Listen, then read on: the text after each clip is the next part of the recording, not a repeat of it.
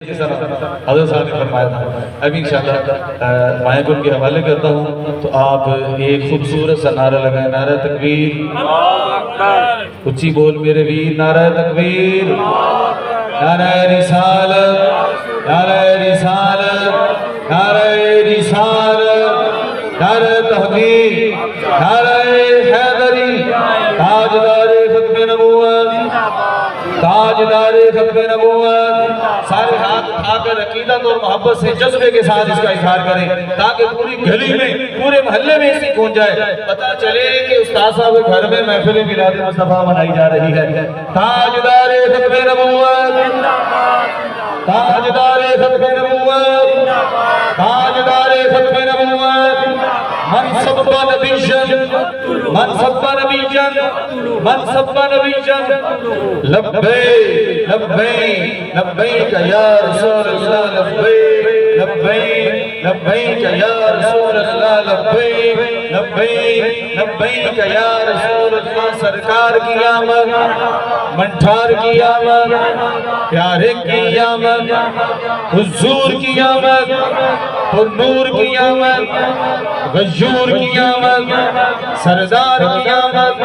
آمد مصطفیٰ، آمد مصطفیٰ. والصلاة والسلام على سيد الأنبياء والمرسلين. أما بعد فأعوذ بالله من الشيطان الرجيم. بسم الله الرحمن الرحيم. یعنی اسلام میں یہ ٹائم بہت شارٹ سا ہے. میں چند باتیں آپ کے سامنے عرض کروں گا، بڑی توجہ سے سنیے گا. جہاں تک رسولوں کا تعلق ہے، اللہ رب العزت نے ارشاد فرمایا لا نفرق بین احد من رسلہ. سارے ہی رسول اللہ تعالیٰ کے ہاں ایک جیسے ہی ہیں، ان میں کوئی فرق نہیں. لیکن جب فضیلت کی بات آئی تو فرمایا تلک الرسل فضلنا بعضهم علی بعض. یہ رسول ہیں، ہم نے بعضوں کو بعضوں پر فضیلت دی. فضیلت کس طرح تھی؟ فرمایا منہم من کلم اللہ ورفع بعضهم درجات. ان میں کچھ ہیں جو اللہ تعالیٰ سے ہم کلام ہوئے اور کچھ کے درجے ان سے بھی بلند کر دیے. جیسے حضرت موسیٰ علیہ نبینا علیہ السلام کا لقب ہے کلیم اللہ. کیا لقب ہے جی؟ کلیم اللہ. آپ اللہ تعالیٰ سے ہم کلام ہوتے تھے، کوئی دور پر تشریف لے جاتے، بغیر کسی فرشتے کے وسیلے سے ڈائریکٹ اللہ تعالیٰ سے ہم کلام ہوتے تھے، گفتگو کرتے تھے. ایک مرتبہ دل میں خیال آیا کہ میں جب رب تعالیٰ سے گفتگو کرتا ہوں بڑا مزہ آتا ہے. اگر گفتگو میں اتنا مزہ ہے تو دیدار کرنے میں پتہ نہیں کتنا. سبحان اللہ. تو خواہش کا اظہار کر دیا رب ارنی انظر الیک. یا اللہ مجھے اپنا آپ دکھا، میں تجھے دیکھنا چاہتا ہوں. جواب آتا ہے لن ترانی. کیا جواب آتا ہے؟ اس کا مطلب ہے اے موسیٰ تو مجھے دیکھ نہیں سکتا. دیکھ نہیں سکتا. اچھا یہ نہیں آپ نے فرمایا کہ موسیٰ مجھے کوئی نہیں دیکھ سکتا. نہیں سمجھ لیں. اگر یہ کہا جائے کوئی نہیں جو بات ختم ہو جاتی ہے. فرمایا مجھے تو نہیں دیکھ سکتا اس لیے کہ مجھے دیکھنے کے لیے میرے محبوب کی آنکھ چاہیے. عرض کرتے ہیں یا اللہ مجھے ضرور دکھا، ضرور دکھا. رب تعالیٰ نے ارشاد فرمایا ٹھیک ہے پھر ہم پہلے ٹیسٹنگ کر لیتے ہیں، اگر اس میں کامیاب ہوگا پھر دیکھ لینا. رب تعالیٰ نے ارشاد فرمایا میں اپنے نور کی تجلی پہاڑ پر ڈالتا ہوں فَإِنِ اسْتَقَرَّ مَكَانَهُ فَسَوْفَ تَرَانِي. اگر یہ اپنی جگہ برقرار ہے کہ پھر مجھے دیکھ لینا. عرض کرتے ہیں ٹھیک ہے. قرآن مجید فرقان حمید میں رب تعالیٰ نے ارشاد فرمایا فَلَمَّا تَجَلَّى رَبُّهُ لِلْجَبَلِ جَعَلَهُ دَكًّا وَخَرَّ مُصَفًّى. اللہ تعالیٰ نے اپنے نور کی تجلی پہاڑ پر ڈالی پہاڑ جل کے سرما ہو گیا، موسیٰ علیہ السلام بے ہوش ہو گئے. موسیٰ علیہ السلام یا بڑے غور سے ذرا سننا، دل کے کانوں سے سننا. جب ہوش میں آئے تو عرض کرتے ہیں مالک و مولا میں تیرے نور کی تجلی کو برداشت اونچی بولو نہیں کر سکتا. جب تعالیٰ نے شاہ فرمایا موسیٰ آ میں ذرا تجھے اپنے محبوب کے امتی کی شان بتلاؤں. سبحان اللہ. محبوب صلی اللہ علیہ وسلم محبوب کی امتی کی شان کیوں بتلا رہی ہے؟ فرمایا کہ یہ شان ہے خدمت گاروں کی سردار کا عالم کیا ہو. سبحان اللہ. اگر سرکار کے غلاموں کی یہ شان ہے تو آقا کا مقام کیا ہو. یا اللہ تیرے محبوب صلی اللہ علیہ وسلم کی امتی کی کیا شان ہوگی؟ حضرت جی بڑے غور سے سنا. فرمایا موسیٰ جیسی ایک تجلی پہاڑ پر ڈالی یہ جل کے سرما ہو گیا تو بے ہوش ہو گیا، ایسی 70,000 تجلیاں میں اپنے محبوب کی امتی پر اس وقت ڈالوں گا جب وہ نماز ادا کر رہا ہوگا. موسیٰ علیہ السلام دعا کیا کرتے ہیں؟ یا اللہ اس محبوب کا امتی مجھے بھی بنا دے. سبحان اللہ. اس محبوب کا امتی مجھے بھی بنا. مجھے بولا ذرا اس محبوب کا امتی مجھے بھی بنا. اچھا کون دعا کر رہا ہے؟ جو اللہ کا نبی بھی ہے، رسول بھی ہے، کلیم اللہ بھی ہے، اتنی شانیں رکھنے کے باوجود دعا مانگ رہے یا اللہ مجھے اپنے محبوب کا امتی بنا دے. ہم نے دعا بھی نہ مانگی، رب نے پیدا ہی محبوب کا امتی بنا کے کر دیا. سبحان اللہ. شکر خدا محمدی ہم کو بنایا امتی. ارے کس کو ملا یہ مرتبہ؟ صلی علی نبینا صلی علی محمد. یار اسلام بھائیو آپ کے اس علاقے میں الیکشن تو ہوتے ہوں گے، ہوتے ہیں نا الیکشن؟ جب الیکشن ہوتے ہیں نا تو بڑے بڑے پڑھے لکھے بندے کینڈیڈیٹ سامنے آتے ہیں. کوئی ایف اے پاس ہے، کوئی بی اے پاس ہے، کوئی ایم اے پاس ہے، کوئی وکیل ہے، کوئی بریسٹر ہے، سامنے آتے ہیں. میں سمجھانے کے لیے بات کر رہا ہوں. جہاں اتنے پڑھے لکھے بندے سامنے آئے ایک انگوٹھا ٹیک بھی آ گیا، ان پڑھ وہ بھی کھڑا ہو گیا. اس نے اپنے محلے والوں کو اکٹھا کیا، کہا کہ یار اس دفعہ آپ مجھے ووٹ دے دو.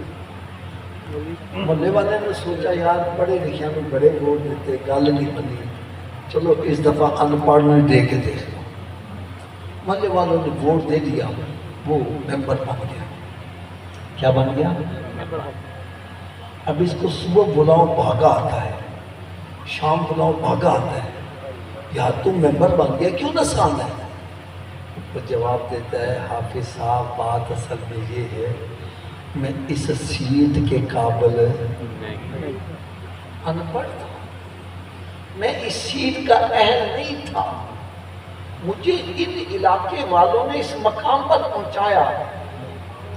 جب انہوں نے مجھے اس مقام پر پہنچایا ہے تو مجھے کم از کم اتنا تو کرنا چاہیے جب یہ بلائیں آ تو جاؤں گا. یار اپنی ایمانداری سے بتلاؤں، سچے دل سے بتلاؤں، کیا ہم اس قابل تھے کہ سرکار کی امتی بنا دیے جاتے ہیں؟ جس نبی کا امتی بننے کے لیے نبی دعائیں کر رہے ہیں، رسول دعائیں کر رہے ہیں، کیا ہم اس قابل تھے کہ سرکار کی امتی بنا دیے جاتے ہیں؟ تو رب تعالیٰ نے اتنا بڑا کرم فرمایا، ہمیں اپنے محبوب کا امتی بنا دیا. ہم اس قابل نہیں تھے، ہم اس قابل مجھے بولو قابل نہیں تھے، رب تعالیٰ نے بنا دیا. اب جس رب جلال نے ہمیں اس مقام پر پہنچایا، جبکہ ہم اس مقام کے اہل ہی نہیں تھے، ہمیں اس رب کا بھی کہا ماننا چاہیے کہ نہیں ماننا چاہیے؟ اونچی بولو ذرا، ماننا چاہیے. یہ سب کے لیے آواز آ رہی ہے. ماننا چاہیے. کیا ہم مانتے ہیں؟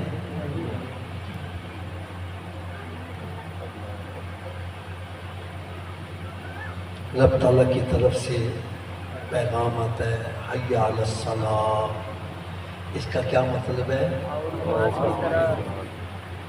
کیا ہم آ جاتے ہیں؟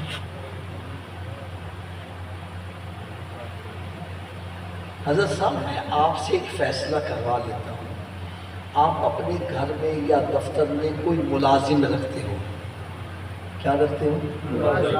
اس کو ایک مرتبہ بلاؤ نہ آئے، دوسری مرتبہ بلاؤ پھر بھی نہ آئے، تیسری مرتبہ بلاؤ پھر بھی نہ آئے، آپ اس کو سزا بھی دیتے ہو، چھٹی بھی کرا دیتے ہو۔ میں کہا نہیں یار غریب آدمی بابا جی کیوں مار دیتے تھے، کیوں چھٹی کرا رہے؟ جواب ملتا ہے حافظ جی 3 مرتبہ بلایا آیا ہی نہیں، 3 مرتبہ بلایا اونچی بولو، 3 مرتبہ بلایا میں نے کہا یار کوئی بات نہیں جو جہاں بیٹھے بیٹھ سکتے، میں نے کہا جو 3 مرتبہ بلانے پر نہ آئے اس کی یہ سزا ہے۔ ارے کبھی سوچا تیرا خالق تجھے روزانہ 5 مرتبہ بلاتا ہے، جو 5 مرتبہ بلانے پر بھی نہیں آتا اس کی کیا سزا ہو؟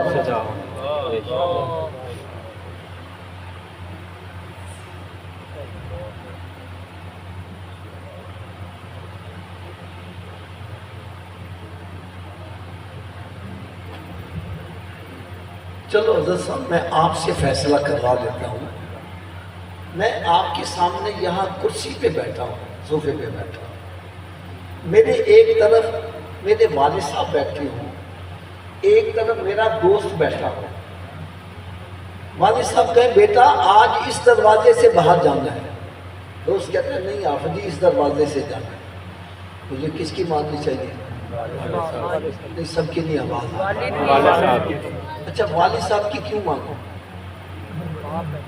یہی کہو کہ والد کا رتبہ زیادہ ہے، دوست کا رتبہ چھوٹا ہے، ایسے ہی ہے نا؟ یہی جواب ہے نا؟ تو اس سے پتہ کیا چلا، اصول کیا بنا، اگر بڑے مرتبے والے اور چھوٹے مرتبے والے کی بات اکٹھی آ جائے تو چھوٹے کی چھوڑ دو، کس کی مانو؟ بڑے کی۔ سب کی نہیں آواز آ بڑے کی رہی، مانو۔ کس کی مانو؟ بڑے کی مانو۔ اچھا آپ میں سے کوئی ترجمہ مجھے بتلائے گا اللہ اکبر کا کیا مطلب ہے؟ اللہ سب سے بڑا ہے۔ کیا سب سے بڑے کی ہم مانتے ہیں؟ یار علامہ اقبال یہی تو رو رہا ہے، وہ کہتا ہے زبان سے کہہ دیا لا الہ الا اللہ تو کیا حاصل، ارے دل و نگاہ مسلمانی تو کچھ بھی نہیں ہے، زبان سے اللہ اکبر کہتا ہے اور بات شیطان کی مانتا ہے، رب کو سب سے بڑا مانتا ہے اور بات شیطان کی مانتا ہے۔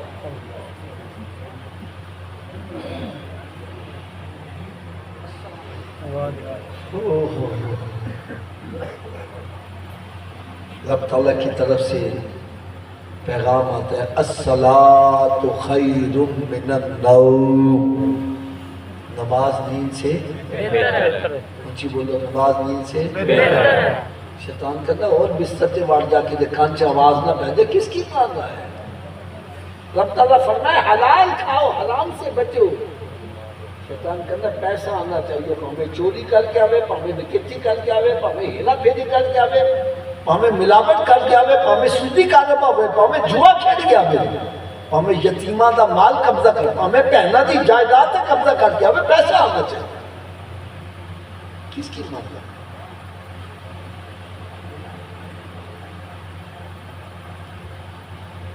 اور بھائی دیکھو میری بات سنو، کتنا عرصہ ہو گیا نعتیں سنتے ہوئے، سب سے اعلیٰ و اولیٰ ہمارا نبی، سب سے بالا و اعلیٰ ہمارا نبی، اپنے مولا کا پیارا ہمارا نبی، دونوں عالم کا دولہا ہمارا نبی، خلق سے اولیاء، اولیاء سے رسول، اور ہے سب رسولوں سے اعلیٰ ہمارا نبی۔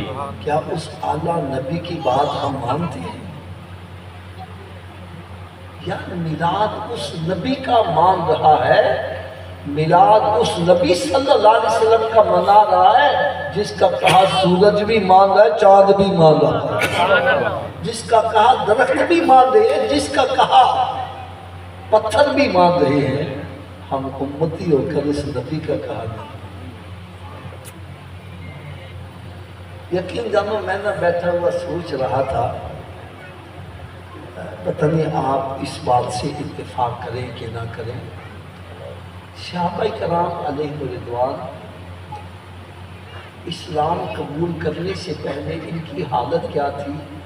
اپنی بچیوں کو زندہ دفن کر دیا کرتے تھے، اور ذریعہ معاش کیا تھا؟ کافروں کو لوٹنا، قتل و غارت، یہ ان کا پیشہ بنا ہوا تھا۔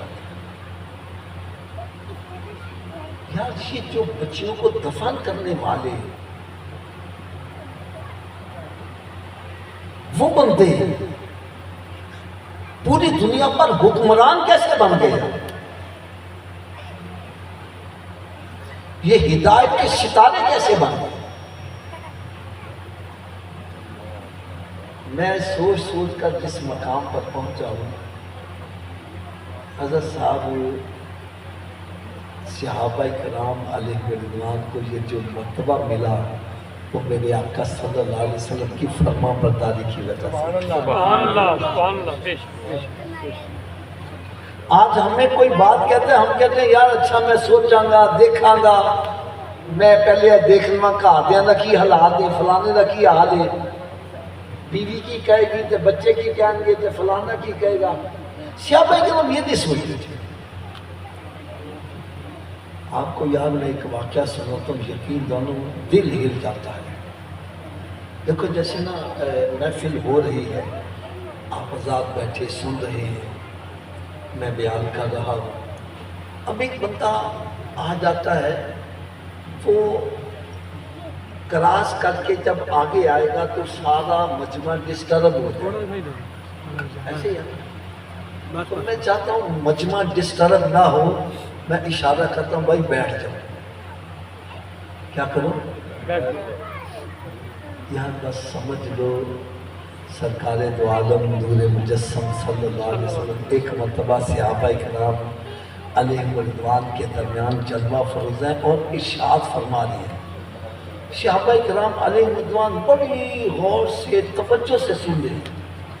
اتنے میں حضرت سیدنا صدیق اکبر رضی اللہ عنہ جو افضل البشر بعد از انبیاء کے تحقیق ہے، سبحان اللہ، یہ بھی اپنے ساتھیوں کے ہمراہ مسجد میں داخل ہوئے، تو میرے آقا صلی اللہ علیہ وسلم نے اشارہ فرمایا کہ کیا فرمایا؟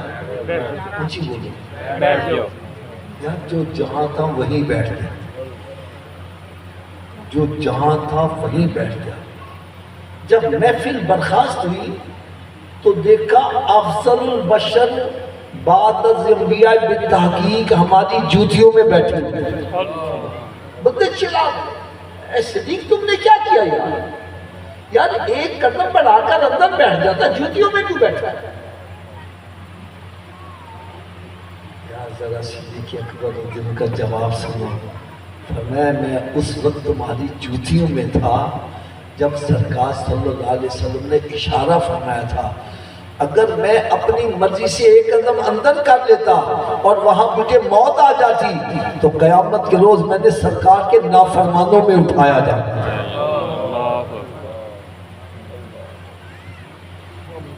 یار میرے آقا صلی اللہ علیہ وسلم فرمایا بیٹھ جاؤ، جو جہاں ہے وہی بیٹھ گیا ہے، جو گلی کے اندر ہے گلی کے اندر بیٹھ گیا، دائیں طرف ہے دائیں طرف، بائیں طرف ہے بائیں طرف بیٹھ گیا ہے۔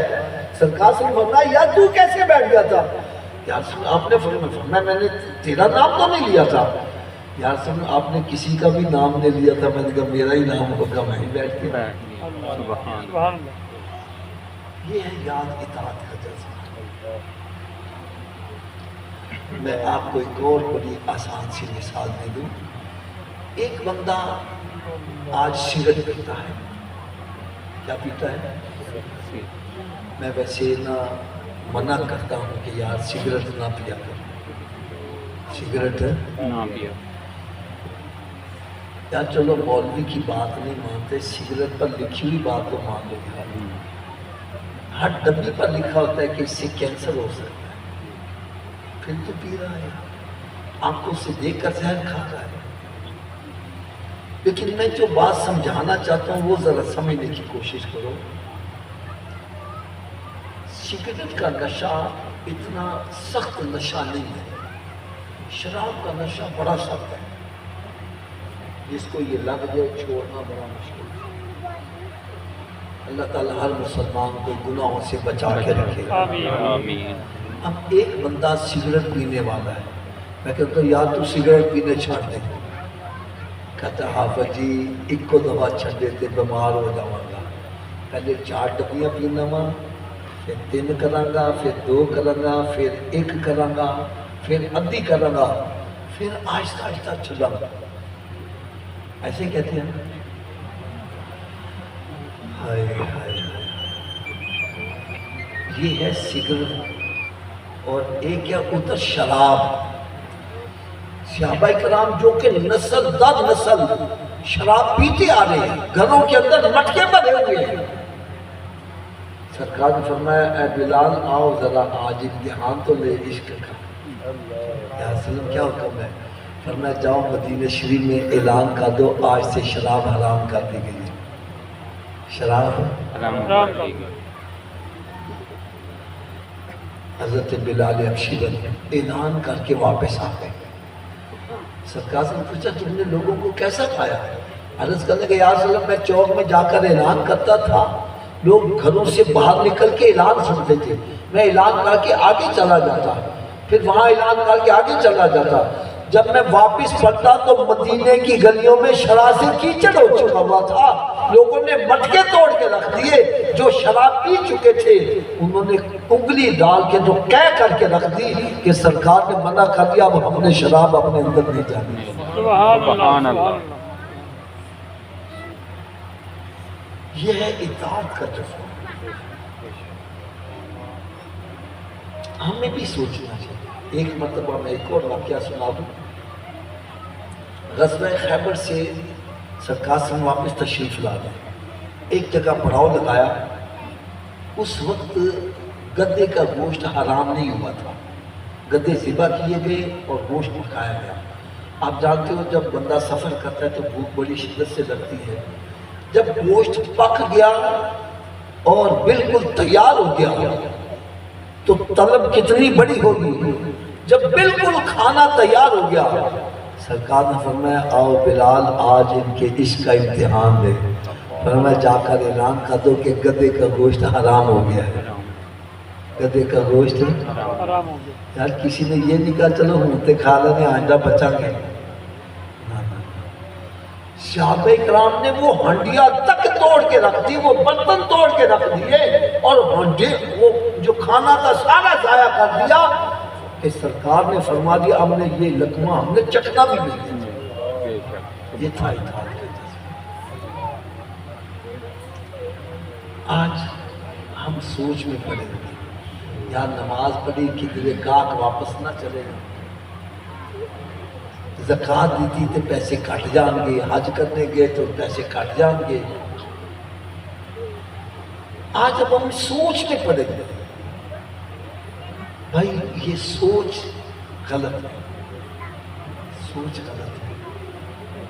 جس نبی صلی اللہ علیہ وسلم کا کہا سورج بھی مان رہا ہے، چاند بھی مان رہا ہے، ہم امتی ہو کے اس نبی کا کہا نہیں مان رہے، یار کتنے افسوس والی بات۔ اور اپنی ایمانداری سے کرتے ہیں، سرکار کی بات نہ مان کے ہمیں چین ہے، سکون ہے۔ آج ہم طرح طرح کے عذابوں میں مبتلا ہیں۔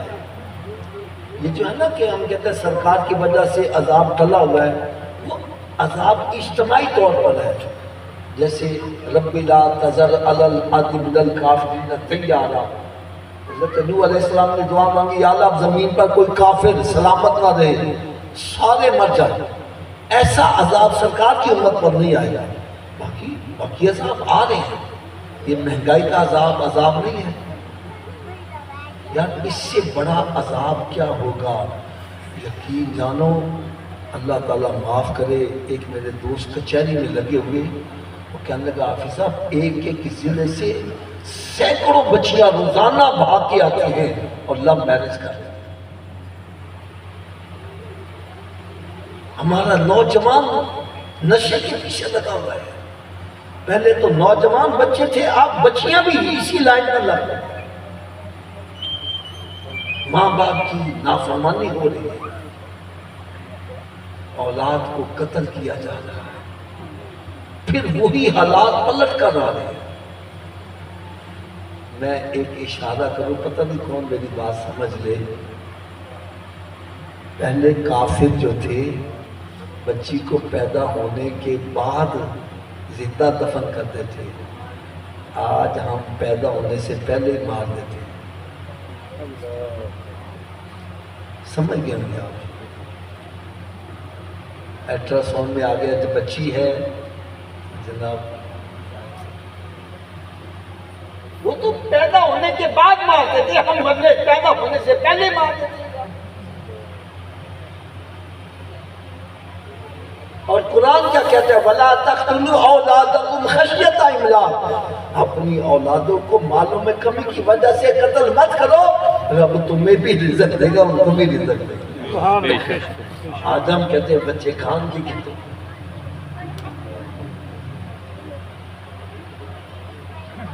تو بھائی یہ سب عذاب آ رہے ہیں کس وجہ سے؟ کہ ہم سرکار کے نافرمان ہیں۔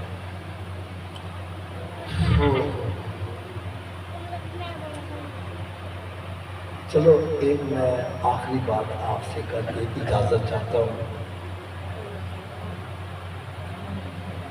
بھائی سرکار کی نافرمانی کر کے دنیا میں چین نہیں ملتا، قبر حشر میں کیسے چین ملے گا؟ تھوڑی دیر یاد ہے، سوچو، غور کرو۔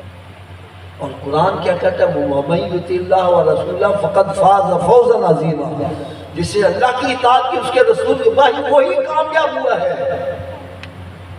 ابھی جو سرکار کے پیچھے چلا وہی جنت میں جائے گا، اور جو شیطان کے پیچھے چلے گا انجام اس کا کیا ہوگا؟ ہمیں سوچنا ہم کس کے پیچھے چلیں۔ ایک چھوٹا سا سوال ہے، قیامت کے روز مسلمان سے سب سے پہلا سوال کون سا ہوگا؟ اونچی بولو، نماز۔ کیا ہمارا پہلا سوال درست ہے؟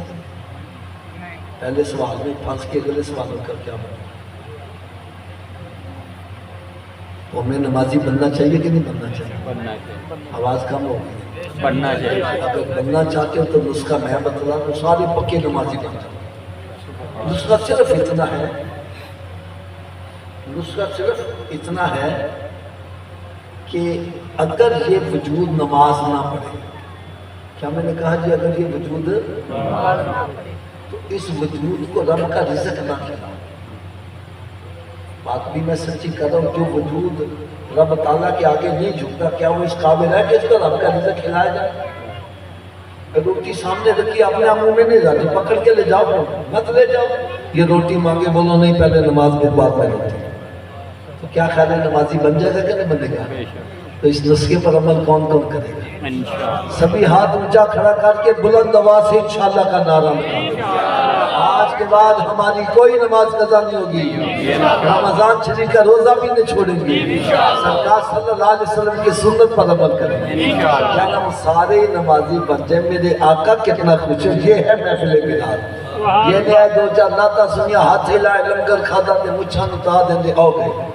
یہاں آؤ اپنے رخ مدینہ شریف کی طرف کر کے جاؤ۔ اب اذان ہو رہی ہے تو اذان کا جواب دیں، اور کوشش کریں یار اگر یہاں مسجد قریب ہے تو سارے مسجد میں جا کے نماز ادا کرو، مسجدوں کو آباد کرو یار۔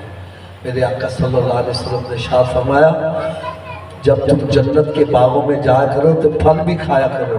عرض کروں یار جنت کے باغ کیا ہیں؟ فرمایا مسجد جنت کے باغات ہیں۔ تو جو دنیا میں رہ کر جنت کے باغ میں نہیں جا رہا وہ قیامت کے وہ جنت کے باغ میں کیسے جائے گا؟